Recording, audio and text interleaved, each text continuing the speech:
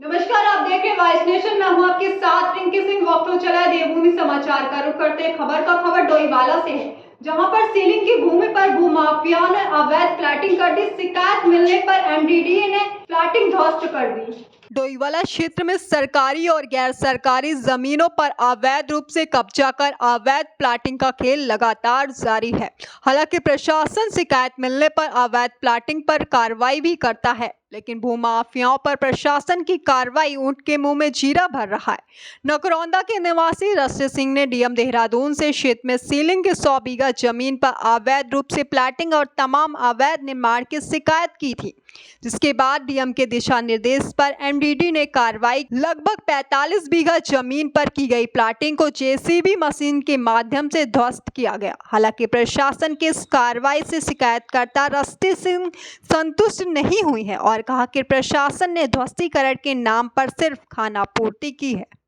देखिए, ये अपना नकरौंदा का मामला है, वार्ड नंबर 99 का, और इसमें ज़मीन पे हम लोग पिछले काफ़ी लंबे समय से अपना शिकायतें दर्ज करवाते आ रहे हैं कि यहाँ पे भूमाफियाओं के द्वारा अवैध रूप से अपना प्लॉटिंग की जा रही है, जिसमें कि ग्राम समाज की ज़मीन को हड़पा जा रहा है और बिना मानचित्र स्वीकृत कराए हुए एमडीडीए के यहाँ पे प्लॉटिंग की जा रही है। तो आज कार्रवाई से संतुष्ट नहीं है आप? क्यों? देखिए, कार्रवाई से संतुष्ट इस वजह से नहीं है क्योंकि यहाँ पे पूरी 100 बीघा जमीन को ध्वस्तीकरण के आदेश हुए थे, सीलिंग के आदेश हुए थे, परंतु यहाँ पे मौके पे क्या देखा जा रहा है, केवल 30 से 40 बीघा जमीन पर ही कार्रवाई की जा रही है। बाकी सारी जमीन को, जो ग्राम समाज की जमीन है, उस सारी जमीन को वैसे के वैसे ही छोड़ा जा रहा है, उस पर कोई कार्रवाई नहीं की जा रही है इन लोगों के द्वारा। क्या इस जमीन पे मुकदमा भी विचाराधीन है? इसमें अभी माननीय अपना एसडीएम महोदय के यहाँ पे का मामला चल रहा है और इस ज़मीन पे स्टे भी लगा हुआ है पिछले लगभग 2 सालों से, परंतु उसके बावजूद भी भूमाफिया रजिस्ट्रार से मिलके और अपना वकीलों से मिलके मिली भगत से यहाँ पे इस ज़मीनों को लगातार धड़ल्ले से इन ज़मीनों को बेचने पे लगे हुए हैं निरंतर। आगे आप कह रहे हैं कि अगर सुनवाई नहीं हुई तो फिर आगे कहाँ क्या कार्य? देखिए, ऐसे है, अगर ये लोग यहाँ पे कार्रवाई नहीं करते, इसके बाद हम लोग दोबारा शिकायत करेंगे। अगर उसके बावजूद भी हमें लगता है कि कार्रवाई नहीं ये लोग कर रहे हैं, तो हम लोग फिर कोर्ट का दरवाजा खटखटाएंगे, हाई कोर्ट जाना पड़े, चाहे उसके लिए हमें यहाँ पे से। आपका नाम? रश्मि सिंह।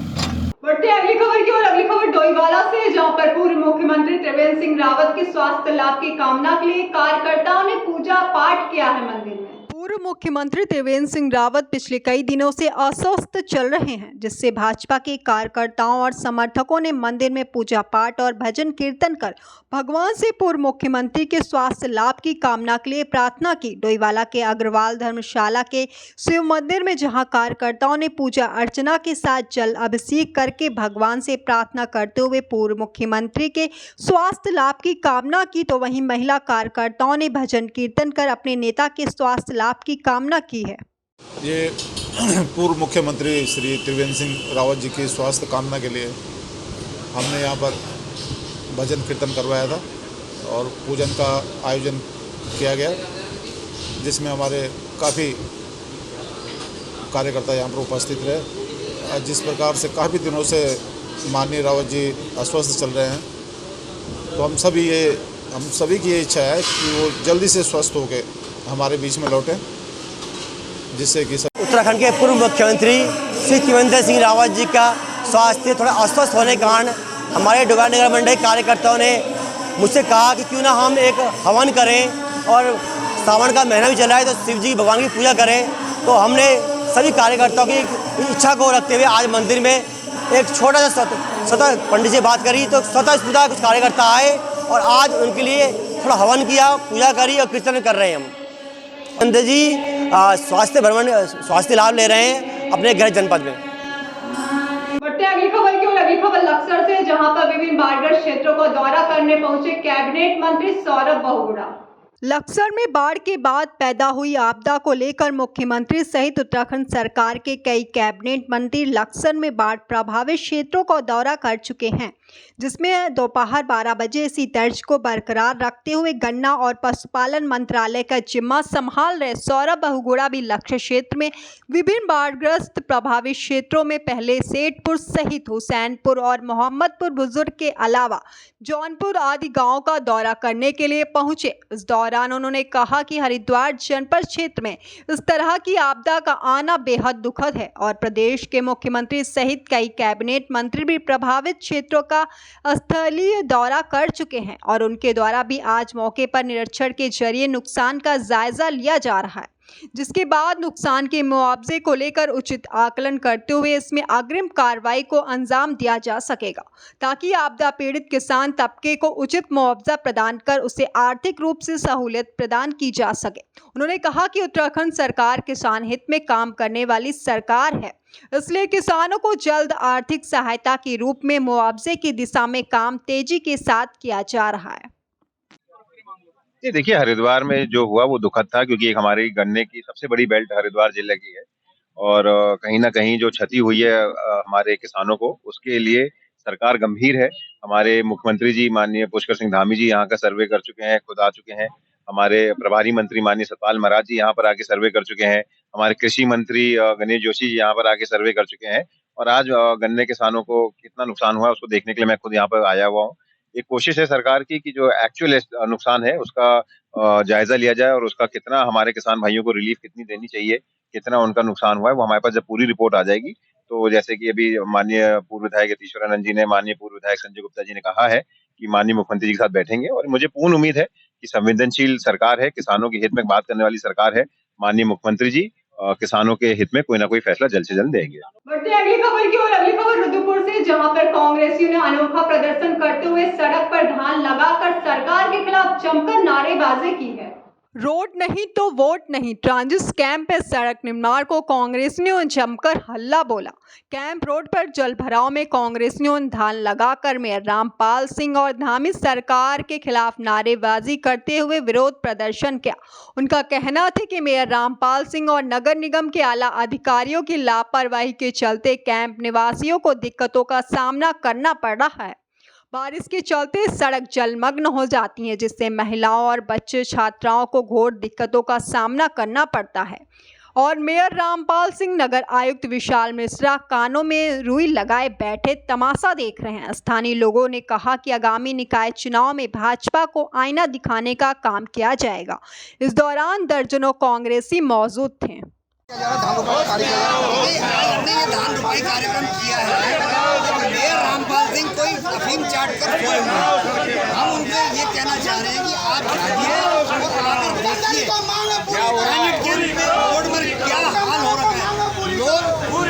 लोगों का जीना मुहाल हो गया है, लोगों का आना जाना मुहाल हो गया है, महिलाएं बच्चे वृद्ध जन का आना जाना मुहाल है।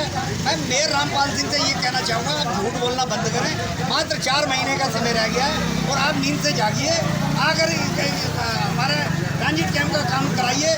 और दूसरी बात, अभी कल कुछ मिनटों की बरसात हुई, रुद्रपुर क्षेत्र के मुख्य बाजार में 2-2 फीट पानी जमा हो गया। अब बताइए, आप 4.5 साल आप कहाँ सोते रहे, क्या काम कर रहे हैं? खाली अपनी पीठ थपथपाते हैं, मैंने ये काम किया वो किया, कहीं कुछ नहीं।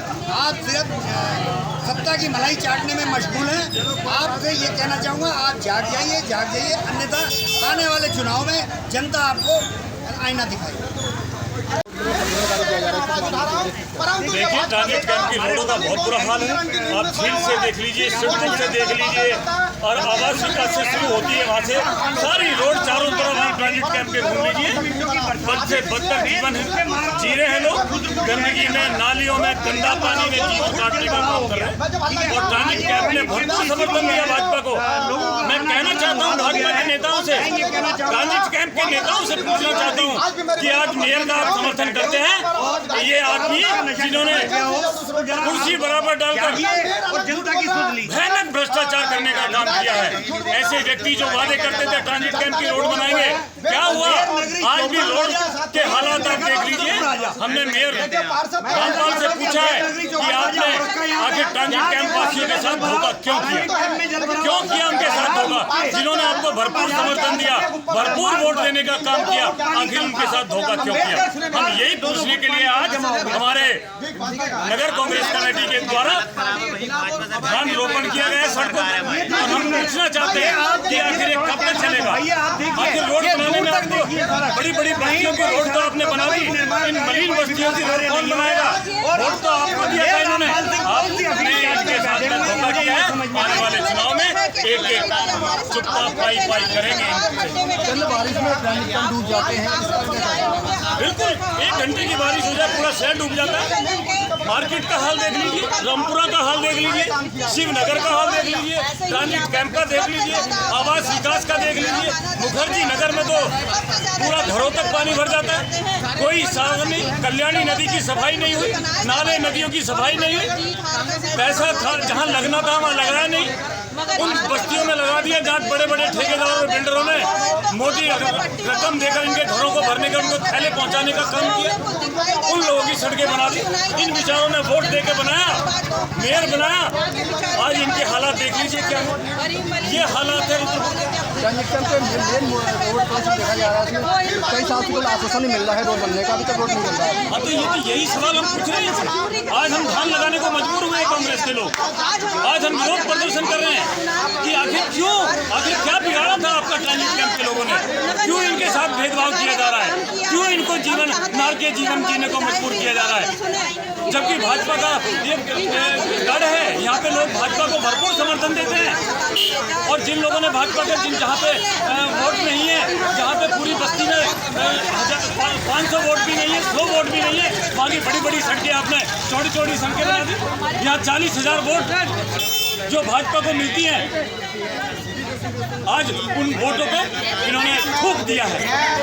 भाजपा ने वोटों पर, उनकी वोटों पर थूकने का काम किया है। बढ़ते हैं अगली खबर की ओर। अगली खबर डोईवाला से, जहां पर हाईवे पर ई रिक्शा दौड़ रहे हैं, जिसके बाद विक्रम एसोसिएशन ने एसडीएम को ज्ञापन सौंपकर कार्रवाई की मांग की है।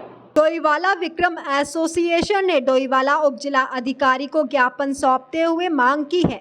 इन दिनों डोईवाला हाईवे पर ई रिक्शा अनियंत्रित गति से मानकों को ताक पर रखकर दौड़ रहे हैं, जिससे विक्रम चालकों के आगे रोजी रोटी का संकट खड़ा होता जा रहा है। ई रिक्शा चालक मनमर्जी से विक्रमों में बैठने वाली सवारी को विक्रम स्टैंड पहुंचने से पहले ही बैठा लेते हैं। डोईवाला विक्रम यूनियन के अमित कुमार प्रवीण कुमार ने कहा कि हम लोगों ने विक्रम कर्जा लेकर खरीदा है। आज हम लोगों की गाड़ी की किस्तें तक पूरी नहीं हो पा रही हैं। हम मांग करते हैं कि ई रिक्शा को जो गली मोहल्ले और ब्रांच रूट मिला हुआ है, ग्रामीण क्षेत्रों का, या उसी रूट पर चले। और डीएम साहब के ऑफिस के सामने डोईवाला विक्रम यूनियन की तरफ से इकट्ठा हुए हैं। यहाँ पर मेनली एक प्रॉब्लम ये आ रही है हम लोगों को, ऑटो चालक और मालिकों को।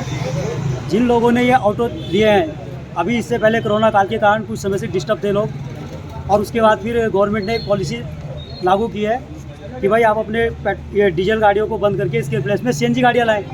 हम लोगों ने गवर्नमेंट की इस पॉलिसी को एक्सेप्ट कर लिया है। कुछ लोगों ने, जैसे नियम और कायदे कानून चलते रहे, उसके अकॉर्डिंग अभी हम लोगों ने किस्तों पे अपने सीएनजी ऑटो उठा लिया है, और हर महीने एक ऑटो की किस्त है। बच्चों का घर का खर्चा, खाना पीना। आज की हालत में आप देख रहे होंगे टमाटर का रेट इतना हाई हो गया है, एक हाई प्रोफाइल आदमी भी उस चीज़ को अडेप्ट नहीं कर पा रहा है। एक ऑटो चालक कैसे करेगा? उसने एक अपने बच्चे को सीबीएसई बोर्ड में पढ़ाना है, उसकी फ़ीस, ये सब चीज़ें अगर मेंटेनेंस किया जाए। और यहीं पर एक ई रिक्शा एक स्पेशल सी प्रॉब्लम आ गई है हम लोगों को देखते हुए। अगर हम लोग आपस में लड़ाई झगड़े करेंगे तो हम उस लड़ाई झगड़े को पुलिस थाने में सॉल्व करेंगे या अपने बच्चों को देखेंगे। सुबह 4 बजे लेके हम गाड़ी आ जाते हैं और शाम को 8-9 बजे जाते हैं, पता ही नहीं होता बच्चा स्कूल में क्या कर रहा है क्या नहीं। तो सवारियाँ फुटकर सवारी हमारे ऑटो स्टैंड पर आती है, वहाँ ना पहुँच के और कैरिंग स्टेशन से पीछे से उठा रहे हैं उनको 2-2, 3-3 और जगह जगह पे हाईवे पे चल रहे हैं। जबकि गवर्नमेंट ने उनकी पहले ही पॉलिसी में लिखा है, अखबार में भी बहुत बार दिया है कि ऑटो ये जो तुम्हारे ई रिक्शा हैं इलेक्ट्रिक से चलने वाले, इनको हाईवे रूट ऑथराइज नहीं है। आज से पहले भी जब हमारे लोगों पे हमारे खिलाफ भी कुछ आया है, तो साथ साथ हम ये चाहते हैं कि जिस सरकार ने ई रिक्शा को जहाँ के लिए वैलिड किया है, जो ऑथराइज रूट दिया है, जो इनको कैपेसिटी ऑफ पैसेंजर दी है, ये उन्हीं रोडों को पालन करें। और हाईवे पर चलने से 2 प्रॉब्लम हो रही है। एक तो ये ट्रैफिक जोन को डिस्टर्ब कर रहा है, क्योंकि इनकी स्पीड इतनी कम है, हर गाड़ी इनको ओवरटेकिंग करती है। ओवरटेकिंग के दौरान आए दिन हमारे जो लाल टप्पड़ इंडस्ट्रियल एरिया है, उसमें ट्रैफिक जोन इतना ज़्यादा है, अगर आप लोग कभी ट्रैवलिंग करते होंगे उस दौरान तो बड़ा डिस्टर्ब होता है। कुछ लोग ऐसे हैं जो ट्रैवलिंग अभी नई गाड़ियाँ ले रहे हैं, सीख रहे हैं, आए दिन एक्सीडेंट हो रहे हैं। तो ये मेन मकसद हमारा यह है कि इन ई रिक्शा को जहाँ के लिए सरकार ने, हम इनको बंद करने के लिए नहीं बोल रहे हैं, क्योंकि सबका हाईवे पे ना चले। हाईवे पे इनको ऑथराइजेशन नहीं है, और जो इनको ऑथराइज है, जिस रूट को इन्हें ऑथराइज किया है, जो एक कैपेसिटी ऑफ पैसेंजर है उसी को कैरी करें। और जो क्योंकि रात को मैं मिस्टर प्रवीण कुमार बोल रहा हूँ डोईवाला विक्रम यूनियन की तरफ से। मेरा नाम अरविंद है और मैं विक्रम यूनियन डोईवाला से हूँ। और हमें सबसे मेन समस्या है ई रिक्शा से। जो ई रिक्शा है इनका हाईवे पर संचालन हो रहा है, ओवरलोड ये चलाते हैं और इनका क्या है कि ये 8-8 सवारियां लेके चलते हैं, जबकि इनका जो है 3 सवारी लेके चलना इसमें गवर्नमेंट ने इनको अथॉराइज़ कर रखा है। हाईवे पे चलते हैं। दूसरी बात, इनका कोई स्टैंड नहीं है और ये हमारी सवारियां जो है चौक से ही उठा लेते हैं। हम लोगों ने नई गाड़ियाँ ले रखी हैं, उसको नई गाड़ियाँ जो है किस्तों पे हैं, उसकी किस्त जो है हमारे से जो है जमा नहीं हो पा रही है, जिस कारण से जो है हमें बहुत परेशानी हो रही है। सुबह के 2 बजे 12 बजे के लगे हुए 4-4 बजे तक नंबर आ रहा है और उसके बाद ये बीच बीच में से सवारियाँ उठा के ले जा लेते हैं। तो हमारा गवर्नमेंट से अनुरोध है कि आरटीओ से अनुरोध है कि इनका जो ई रिक्शा का संचालन है ये बंद किया जाए और ये ग्रामीण क्षेत्रों के लिए है तो ग्रामीण क्षेत्रों में ही इनको चलाया जाए। बढ़ते अगली खबर की ओर। अगली खबर डोईवाला से, जहां पर मोटे अनाज के प्रोत्साहन के लिए बीजेपी महिला मोर्चा ने टिफिन बैठक का आयोजन किया। डोईवाला में भारतीय जनता पार्टी महिला मोर्चा मजारी ब्रांड मंडल द्वारा मोटे अनाज के प्रोत्साहन के लिए टिफिन बैठक का आयोजन किया गया।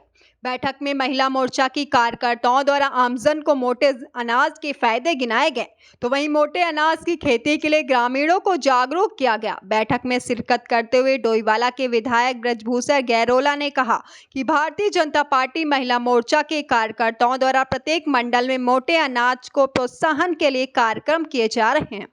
देश प्रधानमंत्री नरेंद्र मोदी के कार्यकाल में निरंतर आगे विकास के पथ पर बढ़ रहा है, तो वहीं उत्तराखंड में मुख्यमंत्री पुष्कर सिंह धामी के नेतृत्व में निरंतर विकास हो रहा है।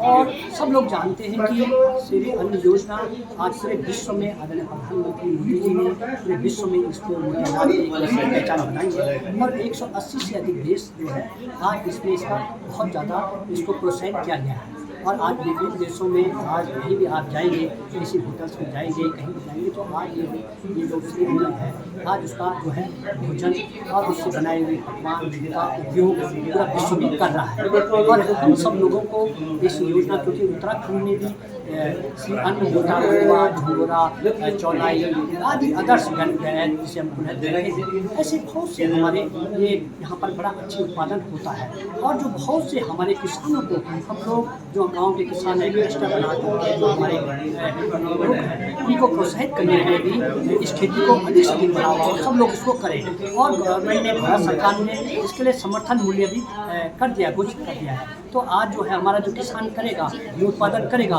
उसको बहुत अच्छा दाम उसको वहीं पे उसके घर पर लोगों के बीच में जब इस अन्न के बारे में जानकारी होगी, जानकारी के आधार पर ही इस अन्न की लोकप्रियता बढ़ेगी। तो ये लोकप्रियता लोगों के बीच में कैसे बढ़ाई जाए, इसकी चिंता आदरणीय मोदी जी ने की और आदरणीय मोदी जी ने महिला मोर्चे को ये कार्यक्रम दिया कि आप महिलाएं, जो कि आज इस समय सबसे अधिक हमारी महिला मोर्चा भारतीय जनता पार्टी की बहनें लोगों के बीच में जाती है, काम करती है, उन्हीं को ये काम सौंपा गया है कि आप श्री अन्नपूर्णा योजना को लोगों के बीच में लोकप्रिय बनाएं, जिससे कि जो किसान इनको उगा रहे हैं उनको इसका उचित मूल्य मिले और लोगों का स्वास्थ्य अच्छा रहे। इसके लिए आज हम सब लोगों ने आज बढ़ते हैं अगली खबर की ओर। अगली खबर उधम सिंह नगर के किच्छा से, जहां पर सीरियल किलर को गिरफ्तार करके उधम सिंह नगर पुलिस ने मर्डर मिस्ट्री का पर्दाफाश किया है। किच्छा कोतवाली अंतर्गत एक सीरियल किलर पति ने अपनी दूसरी पत्नी की 3 माह पूर्व हत्या कर शव को गड्ढे में दफन कर दिया। शिकायत मिलने के बाद पुलिस ने आरोपी पति को हिरासत में लिया और उससे सख्ती से पूछताछ की। पूछताछ में आरोपी पति ने पत्नी की हत्या कर शव को ठिकाने लगाने की बात कबूल कर ली। इसके साथ ही हैरान करने वाला मामला सामने आया, जिसमें दूसरी मृतक पत्नी के नाबालिग बहन के साथ जबरदस्ती कर यौन शोषण, गुप्तांगों पर चोट मारने व नाखून उखाड़ने की बात कबूल की गई है।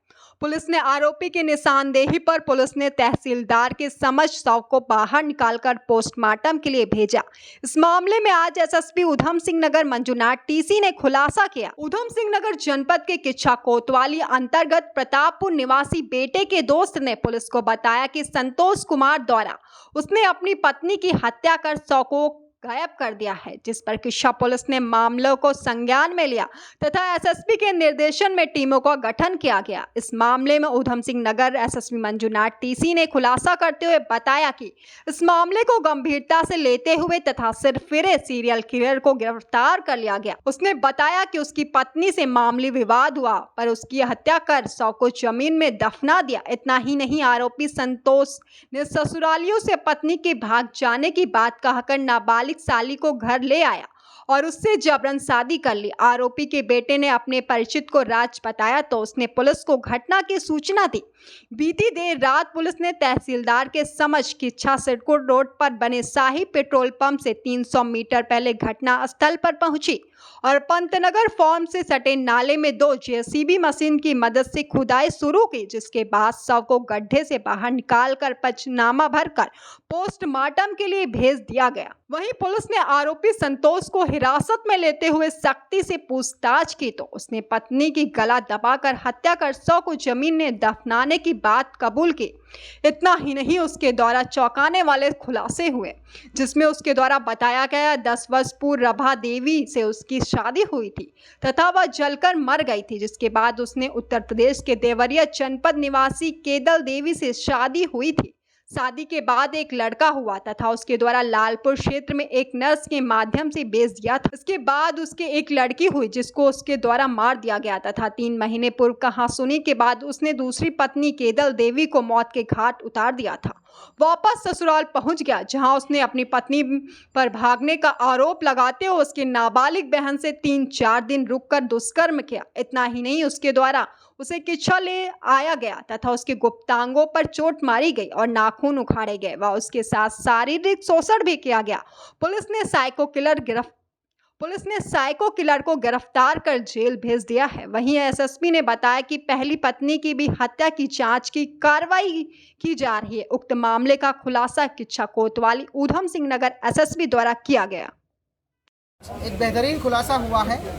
मानवीय संवेदनशीलता और इंसानियत को भी हैरान करने वाला एक हैवानियत की एक अपराध हुआ है। हमें एक व्यक्ति आके बोलता है, धर्मपाल करके, वो ये बोलता है कि हमारा ये अक्यूज़ का ही रिश्तेदार है। वो बोलता है कि हमें शक है कि कैदल जो एक गरीब परिवार से आती है तो उसके हस्बैंड संतोष ने कुछ गलत काम किया है करके। तो कुल मिला के हम एक अगवाई का 364 का हमने मुकदमा दर्ज किया तत्काल उसके हस्बैंड के खिलाफ और सख्त पूछताछ की कोशिश करा। हस्बैंड ने तो पहले हमें गुमराह करता रहा, गुमराह करके ये बोलता रहा कि ये तो मिसिंग है, कई दिन से हमें छोड़ के भाग गई, किसी के साथ भाग गई करके, लेकिन पुलिस की इन्वेस्टिगेशन में से बचता रहा, पुलिस के सामने नहीं आया। धीरे धीरे हमने सख्त पूछताछ करने के इसको पकड़ के सख्त पूछताछ किया तो काफ़ी चीज़ें सामने आई। तो जानकारी में ये आया कि इसकी ये सेकंड बीवी था, तो इससे 2 बच्चे भी थे। तो इसने क्या करा, उस बीवी के साथ जो है बहुत ज़्यादा शारीरिक उत्पीड़न करता था और एक दिन उसको गला घोट के उसके पास डंडे से मार के उसको मार दिया और उसके बाद कट्टे में भर के उसको प्रतापपुर नाले के पास जाके दफना दिया। यहाँ ख़त्म नहीं होती कहानी। इसके बाद ये वहाँ पे गया जहाँ इसकी ससुराल है, जहाँ से ये केंदल आती है। केंदल की मम्मी पापा के पास गया, वहाँ शिकायत लगाया कि तुमने तो घटिया बेटी दे दिया मुझे, हमें तो छोड़ दिया, चली गई वो, अब मेरे बच्चे कौन पालेंगे, पहली बीवी से भी 3 बच्चे हैं मेरा, टोटल सारे बच्चे कौन पालेंगे करके ऐसा दबाव बना के उनकी गरीब होने का नाजायज़ फ़ायदा उठाकर उनके जो सबसे निचले मतलब छोटी बेटी थी जो 16 साल की है, उसके साथ उसने वहाँ पे शारीरिक शोषण किया। 4-5 दिन वहाँ रुका, उसको वहाँ रेप किया, पॉक्सो का अपराध किया, उसके बाद उसको मार के पीट के यहाँ लेके आया, तो बच्चे देख और घर की काम कर करके। उसके बाद उसकी गुप्तांगों पे अटैक किया इसने, उसकी गुप्तांगों पे चोट मार रखी है, जांघों पे चोट मार रखी है, नाखून उखाड़ रखा है उसने, बस वो 16 साल की बच्ची का, और यहाँ भी उत्पीड़न करता रहा। तो इस प्रकार इन्वेस्टिगेशन में सारी तथ्य आया है। तो कुल मिला के मानव तस्करी, मानव अंग का मतलब वो करना, तस्करी करना, मतलब बेसिकली मानव का पार्ट्स करके दफनाना, बेसिकली 302, और शरीर मतलब क्या बोलते हैं डिसमेंबर करके ये करना, उसको मतलब बच्चे को बेचना। एक और हैरानी वाली बात यह है, जो केंदल से 2 बच्चे थे उसको भी किसी को बेच दिया, एक बच्चे को बेच रखा है इसने। तो ये एक मानसिक रूप से विकसित अपराधी है, ये साइको और सीरियल किलर है संतोष।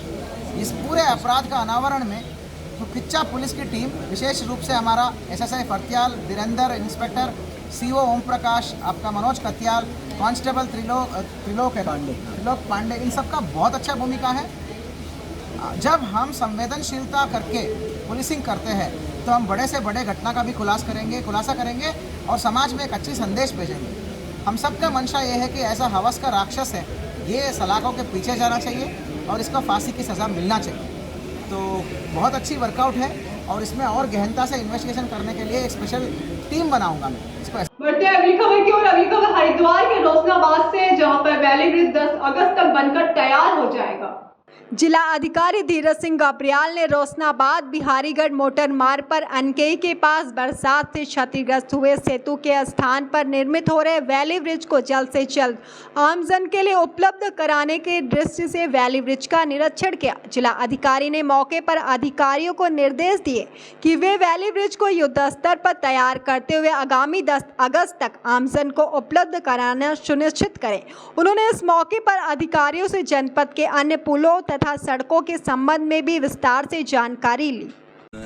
ये साइट विजिट किया, इस संबंध में कुछ जरा सा इसमें देखिए, जो बीच में बरसात में जो पुल डैमेज हुआ था लगभग 45 मीटर करीब, तो उसमें वैली ब्रिज हम लोग लगा रहे हैं यहाँ पे। तो ये 10 तारीख तक 10 अगस्त तक ये कास्ट कर देंगे, तो उसके बाद यातायात सुचारू रूप से चालू हो। फिलहाल अभी की खबरों में इतना ही। तमाम देश दुनिया की खबरों से रूबरू होने के लिए देखते रहिए वाइस नेशन। अभी दीजिए इजाजत, नमस्कार।